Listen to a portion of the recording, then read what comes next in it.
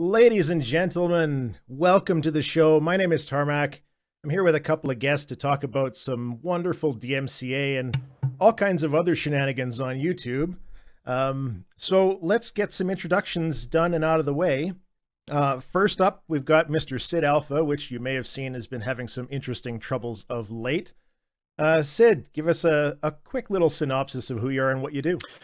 Well, ladies and gentlemen, I am SidAlpha. I am a YouTuber. Most of my content concentrates around video game news, reviews, and first impressions. And yeah, there has been quite a bit of stuff floating around my channel recently. It's been making me exceptionally busy, but that is mainly what I try to concentrate on is PC gaming in general. PattyJack, you're up. Yo, so I kind of do PC stuff as well. I cover a lot of games, mostly first impressions stuff. I do a lot of Elder Scrolls content as well. And of course, I will cover industry news, anything to do with copyright claims, DMCAs, all that good stuff, because, it does affect everyone. Yeah, so I'll play a variety of things, usually give my opinion on them. Sometimes people agree, usually they don't. But, I keep going with the flow. So, yeah. So I want to start talking about a lot of the copyright claim stuff that we're dealing with. And that's really the crux of why I wanted to have a chat with both of you guys. Because in the time that I've been doing YouTube videos, we're at a bit over 5 years now, and I've had all kinds of things from content ID claims and down to DMCA takedowns, anything and everything in between. And so again, I want to go back to SidAlpha because your issues most recently have been rather notable, and a little bit on the scary side for a lot of us that like to do YouTube video content. So you want to give a quick synopsis of the Dentola Studios bit, because that's what started this whole thing. Yeah, I'd gotten wind from a follower of mine that posted a message to me on Facebook about this company, Dentola Studios, and said, "I'm pretty sure these guys are digital homicide. Maybe you should check them out." I scoffed a little at first, but then I sat back and thought about it. I was like, well, it's not going to do any harm just to check at least. And I came across this company that had posted 11 games on the Steam Greenlight system all on the same day, and 6 of them were still up at the time that I found it. And I started checking through the comments and everything and found out that these guys were up to the usual shenanigans of your typical asset flipper. They were deleting comments or negative comments as fast as they would come in. And they were actual blatant asset flips. I actually managed to find every single one of the games they had posted on the Unity Asset Store. And so I did a video and outlined everything that I had found and showed links for citation of everything that I had found on the Unity store and everything in regards to that. And the developer proceeded to do some pretty interesting things. He, of course, started deleting all of my comments on his Greenlight page as fast as they came up, which came into a funny little game of like whack-a-mole, where I was just messing with him. It was like, how many comments can I get posted onto his different pages at the same time, see how quickly they would disappear. But that got boring after a while, so I stopped. And he went through several name changes to try and render the links that I had posted in my video so they would no longer work. And so I ended up posting a link that was numerical. And so all the name changing that he attempted did no good whatsoever. And that was when he finally resorted on the DMCA strike, because he couldn't find any other way to shut me up. So that was his last option. So now I've had one DMCA takedown in my history, and to be fair, and I should say, to be fair, it was sort of legitimate, not exactly.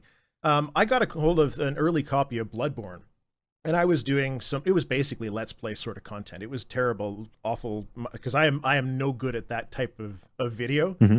And I put it up before the game came out, and so they hit the channel with a strike.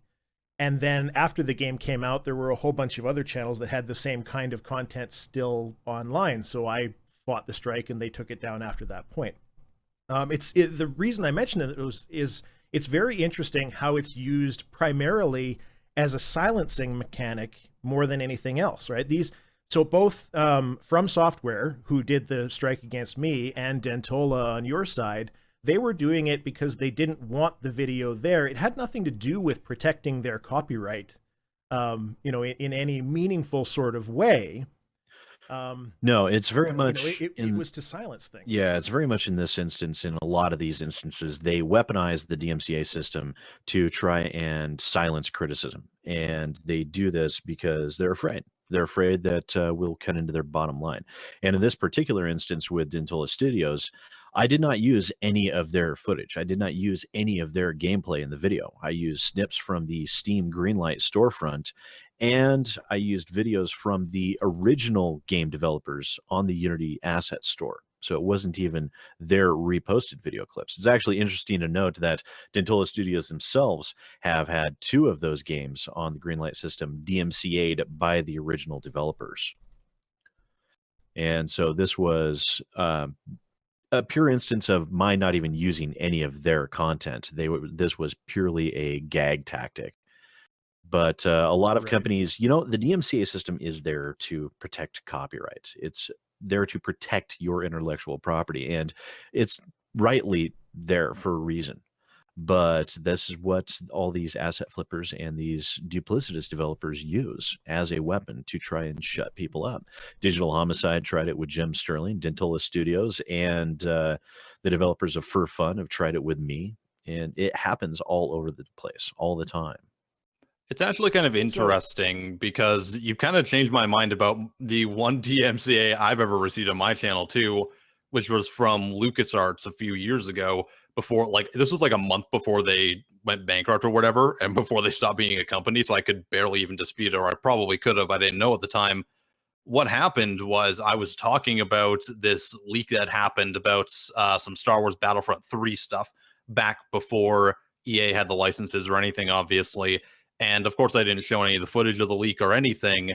I was just playing some like Battlefront 2 footage in the background or whatever. And they ended up silencing that one while they didn't do anything but say the articles on GameSpot and stuff. And I never really thought about it as like a silencing tactic, but that actually kind of seems like what it might have been. And I never thought about it like that before. Yeah, and the reason why they do this is because they can get away with it. Nobody has fought back. Nobody has actually taken these companies to court because this is very illegal. It is perjury when they file false claims like this. But it's not something that the government will ever take it upon itself to go after someone. You have to sue them for it, basically. And so typically what will happen with the vast majority of these DMCA strikes is you will see it show up on your channel, your video gets taken down, and you file a counterclaim. They have a 2 weeks basically to respond. And if they don't, then it rolls off and your video goes back, the strike gets removed, and life goes on. Right, and that's a restriction within the DMCA itself. So what we're talking about here, this is in the United States. I want to say it was 1998, I believe. The Digital Millennium Copyright Act was a wonderful, terrible thing that came out of a lot of the old Napster era, and this was a big deal as far as content owners wanting to make sure that they could get the money from whoever it was that was pirating their stuff. And so, as a part of the DMCA and how all of this stuff works, is if a copyright owner sends a message to some place online that happens to have infringing content. So this could be, it could be Dropbox, it could be YouTube, it could be, just a website that happens to be hosted by some web hosting company. And you send a message saying, I own that stuff, you're required to take it down. They have to take it down expediently, I guess is the word, if I recall correctly, that they used. Yes. And then the person who had their content taken down can file a counterclaim. And the counterclaim, it has to be actioned within 10 to 14 business days. So taking the claim or taking the content down is immediate. Putting it back up is 3 weeks-ish. And it turns into a real mess because as the content creator side, we're always dealing with these long sort of wait times, right? You want to file that claim immediately to try and get your stuff back up because what the hell? I followed the rules. I did everything I was supposed to, and it's still going to be quite a while before they actually put your stuff back online again, as far as the strikes go. Yeah, and they're under no obligation whatsoever to reverse any of those decisions any sooner. And in fact, it goes against their interests to do so. So they'll ignore it and let the video stay down for as long as humanly possible, because the longer that video's down, the greater the chance they'll be able to get away with whatever it is they're trying to do, whether it be push a game through green light or squeeze some extra sales out of a game. There are a lot of different things that they'll silence a video for. It kind of baffles me that that mindset is still there, though, considering that pretty well every time that's happened on any large scale, I'm sure it happens on like with way smaller channels, and we never hear about it because they don't really make a big stink about it. But anytime anyone does, it feels like it just harms the developer more than anything. More often than not, it will, because there's one thing that is the beautiful thing about the games industry is the consumers and the people that play games.